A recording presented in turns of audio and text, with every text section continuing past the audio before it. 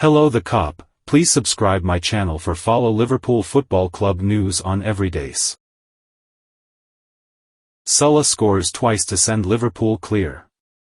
With 2 goals and a boot change at halftime, Mohamed Salah helped Liverpool defeat Newcastle 4-2 and go 3 points clear of the Premier League. Martin Dubravka had saved the Egyptians' penalty in the first half of his farewell game before he left to represent his nation in the Africa Cup of Nations, AFCON. With a straightforward tap-in for his 150th Premier League goal for the Reds, Salah opened the floodgates for the first of the 6 goals at Anfield in the second half. Then, as Jurgen Klopp's team let loose, he contributed to setting up goals for Curtis Jones and Cody Gakpo. For minutes from time, Salah took charge from the penalty spot once more to seal the victory. "I just trained with the ones I missed the penalty with yesterday. Although I play with a lot of boots, so it's not superstition, but when I feel like it's going to stay in my head, I acquire new boots. I prefer not to enter the second half believing that I haven't scored any goals. Just shift, clear my head, and concentrate on my game." Salah added that the idea of heading to the Africa Cup of Nations after failing to score motivated him to play better in the second half. Because it took until the very end of the game to clinch victory, Salah was not the only player to commit wastefulness in front of goal as Liverpool set a Premier League record with 7.53 anticipated goals. At halftime, the players gave a speech. "We must maintain composure and play football. We have a lot of missed opportunities, including my own penalty. Are you going to be leave for the national team with that performance? I wondered," Salah continued. "I just had to really focus, step up and make the difference and manage to do so."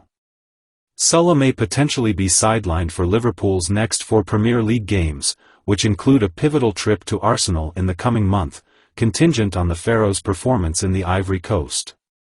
However, he supported his backup players to ensure Liverpool's title challenge continued after his return. "I'm confident the players will win the games without me. We have excellent players of the highest caliber. Anyone can fill my shoes and carry out my tasks. All people require is to be liberated from the burden of expressing themselves." Ian Wright reacts to Diogo Jota incident in Liverpool victory.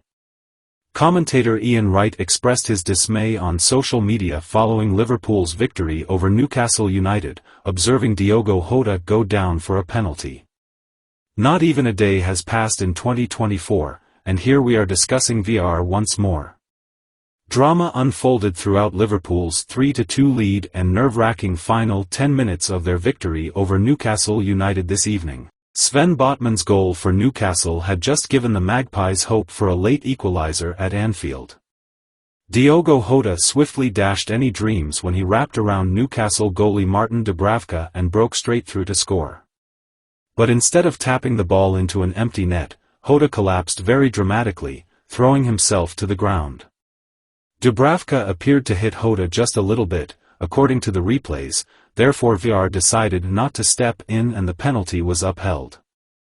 In a dubious way, Mohamed Salah scored from the penalty spot to give Liverpool a 4-2 victory. Ian Wright reacts to Diogo Jota incident in Liverpool win. As Jota walked through on goal, Liverpool supporters were undoubtedly pleading with him to put the ball in the net. Jota had the freedom of Merseyside. It was an unexpected move to go around the goalie, but losing the goal at his mercy and then falling appeared completely out of character.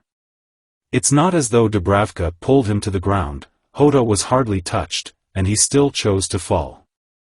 Jota's choice has generated just as much discussion as VAR's decision to allow the penalty, and Ian Wright is among those who find it extremely puzzling.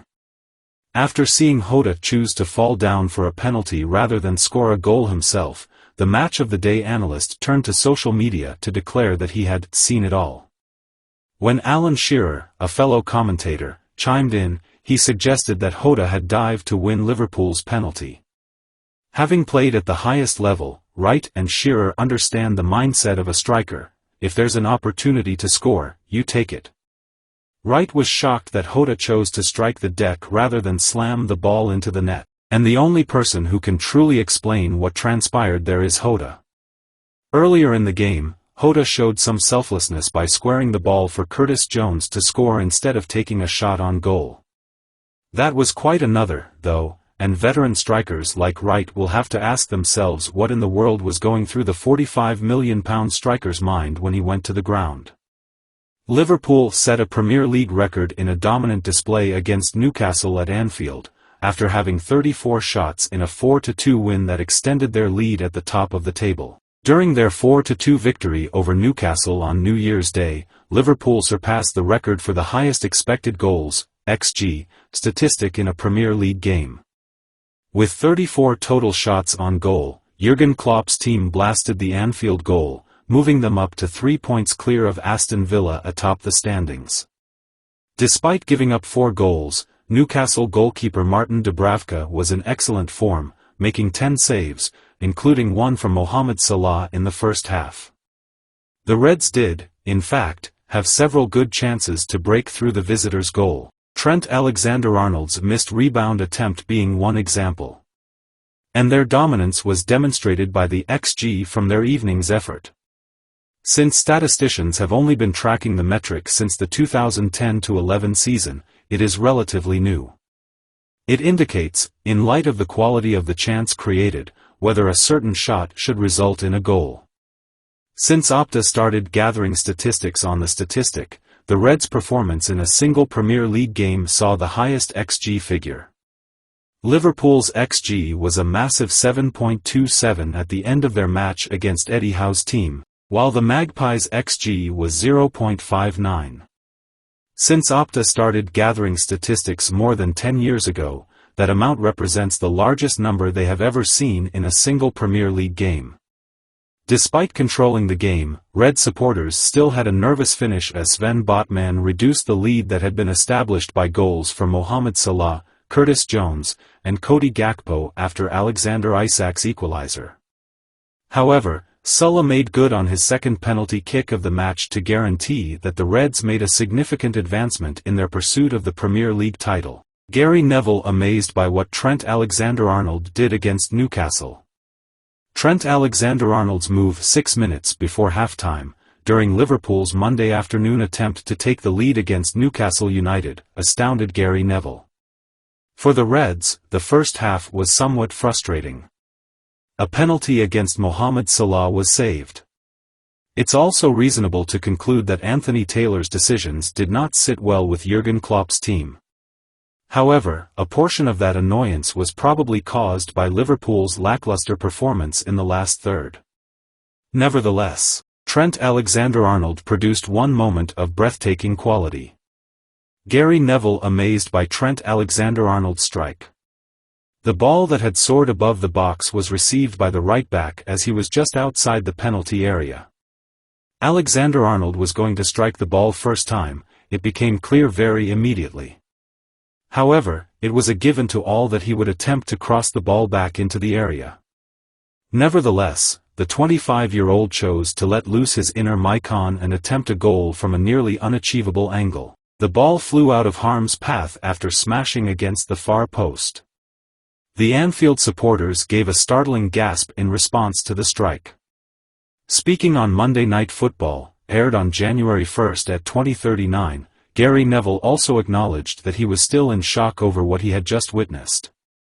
"That is outrageous. It's outrageous. That is no place to fire from. Oh my.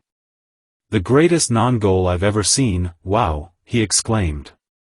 Liverpool star one of the only players who would attempt it. Moments like those should serve as a constant reminder to everyone of Klopp's willingness to overlook Alexander-Arnold's possible defensive shortcomings. Few football players in the world would have had the audacity to try and score at that precise moment, much less curl the ball sufficiently to hit the far post. Had it found a way inside the upright, it surely would have been one of the finest Premier League goals ever. Hello the Cop, please subscribe my channel for follow Liverpool Football Club news on everydays.